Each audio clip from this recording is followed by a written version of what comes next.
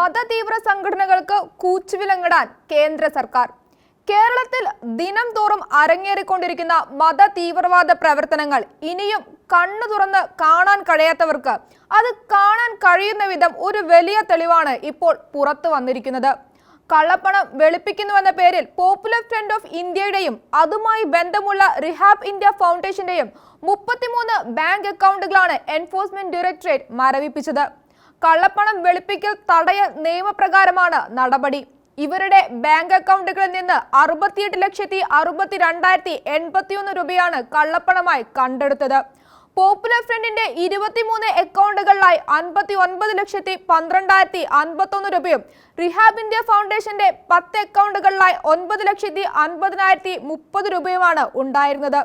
സംഭാവനകൾ എന്ന പേരിൽ കള്ളപ്പണം സ്വീകരിച്ച് അത് വെളുപ്പിച്ചെന്നാണ് ആരോപണം. ഇരു സംഘടനകൾക്കും അനധികൃതമായി വലിയ തുകകൾ ലഭിച്ചിട്ടുണ്ടെന്ന് ED ആരോപിക്കുന്നു.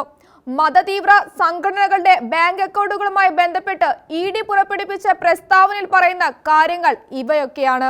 2009 മുതൽ പോപ്പുലർ ഫ്രണ്ടിന്റെ ബാങ്ക് അക്കൗണ്ടുകളിലേക്ക് 60 കോടിയോളം രൂപയാണ് നിക്ഷേപിച്ചിരിക്കുന്നത്. ഇതിൽ 30 കോടിയിലേറെ പണമായി നിക്ഷേപിച്ചെന്നാണ് കണ്ടെത്തിയിട്ടുണ്ട്. 2010 മുതൽ റിഹാബ് ഫൗണ്ടേഷന്റെ അക്കൗണ്ടുകളിൽ 58 കോടി രൂപ നിക്ഷേപിച്ചിട്ടുണ്ട്. ക്രിമിനൽ ഗൂഢാലോചനയുടെ ഭാഗമായി ഗൾഫ് രാജ്യങ്ങളിൽ നിന്ന് അനുഭാവികളുടെ അക്കൗണ്ട് വഴിയാണ് പണം ഈ ബാങ്ക് അക്കൗണ്ടുകളിലേക്ക് അയച്ചിട്ടുള്ളത്. ആളുകളുടെ അക്കൗണ്ടിൽ പണം നിക്ഷേപിച്ച് അത് സംഭാവന എന്ന പേരിൽ പോപ്പുലർ ഫ്രണ്ടിന്റെ അക്കൗണ്ടിലേക്ക് മാറ്റുന്നു. പിന്നീട് നിയമവിരുദ്ധ പ്രവർത്തനങ്ങൾക്ക് ഈ പണം ഉപയോഗിക്കുന്നു. പോപ്പുലർ ഫ്രണ്ടിന്റെ നേതാക്കൾക്കെതിരായി ഇത്തരം ഒട്ടേറെ കേസുകളുണ്ടെന്നും പലരും ശിക്ഷിക്കപ്പെട്ടിട്ടുണ്ടെന്നും EDയുടെ പ്രസ്താവനയിൽ പറയുന്നു. വിദേശത്ത് നിന്ന് ലഭിക്കുന്ന കള്ളപ്പണം വെളുപ്പിക്കുന്നു എന്ന് ആരോപിച്ച് പോപ്പുലർ ഫ്രണ്ട് നേതാക്കൾക്കെതിരെ കഴിഞ്ഞ മാസം ലക്നൌവിലെ സ്പെഷ്യൽ കോടതിയിൽ ED കുറ്റപത്രം സമർപ്പിച്ചിരുന്നു. മതതീവ്ര സംഘടനകൾക്ക് വലിയ തോതിലുള്ള കള്ളപ്പണം വിദേശത്ത് നിന്നും എത്തുന്നുണ്ടെന്നാണ് ഈ സംഭവം തെളിയിക്കുന്നത്.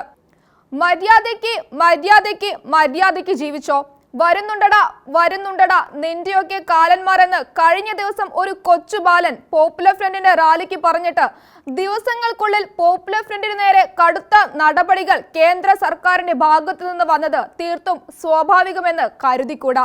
ഒരു കൊച്ചു ബാലൻ പോപ്പുലർ ഫ്രണ്ടിന്റെ റാലിയിൽ തെരുവിൽ നിന്ന് കൊലവിളി നടത്തിയപ്പോൾ അവൻ കൊച്ചു ബാലനല്ലേ, അവന് ഒന്നും അറിയില്ലല്ലോ എന്ന് പറഞ്ഞ് അവന് പിന്തുണ കൊടുത്തവരിൽ ഇക്കൂട്ടർ ഉണ്ടായിരുന്നു.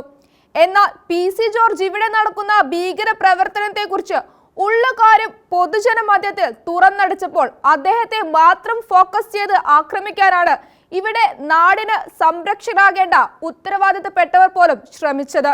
തെരുവിൽ കൊലവിളി നടത്തിയ പയ്യനെ തോളിലേറ്റി പ്രോത്സാഹിപ്പിക്കുകയും ചെയ്തു. ഇവർക്കൊക്കെ ഇത്തരം പ്രവർത്തനങ്ങൾ നടത്താൻ ഇത്തരത്തിൽ എത്ര പണം കിട്ടിയിട്ടുണ്ടെന്നേ ഇനി അറിയാനുള്ളൂ. കേരളത്തിൽ ഇനിയും ഇത്തരം റെയ്ഡുകൾ നടത്തിയാൽ എത്രയോ കൂടുതൽ കള്ളപ്പണ അക്കൗണ്ടുകൾ കണ്ടെത്താനാകും എന്നാണ് ഇന്ന് പൊതുസമൂഹം ചോദിക്കുന്നത്. ആ പണം ഉപയോഗിച്ചു തുടങ്ങിയ എത്ര സംരംഭങ്ങളാണ് ഇന്ന് കേരളത്തിലുള്ളത്. വിദേശത്തു നിന്ന് വരുന്ന കള്ളപ്പണം ഉപയോഗിച്ചാണ് ചിലർ ഇവിടെ ഭീകര പ്രവർത്തനങ്ങൾ പോലും നടത്തുന്നത്.